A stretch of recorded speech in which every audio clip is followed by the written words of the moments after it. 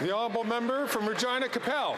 Well, common sense Conservatives will axe the tax, build the home, fix the budget, and stop the crime. This NDP Liberal Prime Minister is not worth the cost, and he's going to make everything more expensive on April 1st with another carbon tax hike, and the effects on Canadians are devastating. A new report from GoFundMe says that Canadians started 200,000 online charity drives to help raise money just to cover day-to-day expenses.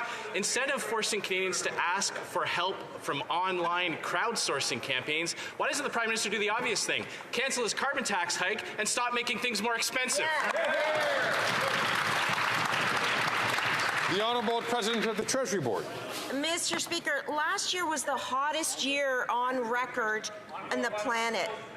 And the Conservative leader and his party continue to deny climate change. Meanwhile, with our carbon rebate, we are putting money back into the pockets of Canadian families. Are they going to vote against $1,200 for Ontario families, $1,800 for Alberta families, $1,200 for Manitoba families? That doesn't sound like common sense to me, Mr. Speaker. The honourable member from Regina Capel. We're going to axe the tax and leave the money in Canadians' pockets in the first place.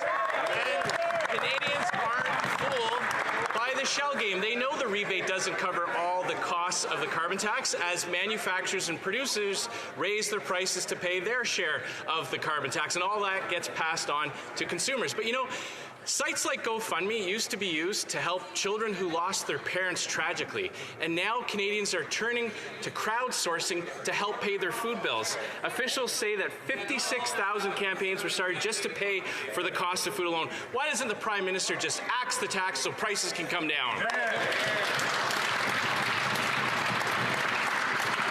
Before the Honourable President of the Treasury Board gets up to respond to that question, I'm going to encourage all members, please, on both sides of the House, to please allow the person who is asking the question to ask it uninterrupted, and allow the person to answer the question uninterrupted. The Honourable President of the Treasury Board.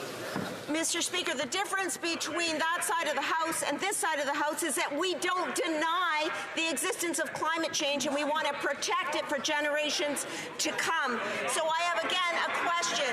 Are you going to take money away from Canadian families, Mr. Speaker, by voting against $1,200 for Ontario families, $1,800 for Alberta families, $1,200 for Manitoba families? Mr. Speaker, that's taking money away from Canadians by telling them they're not going to have the rebates and voting against. That's not common sense.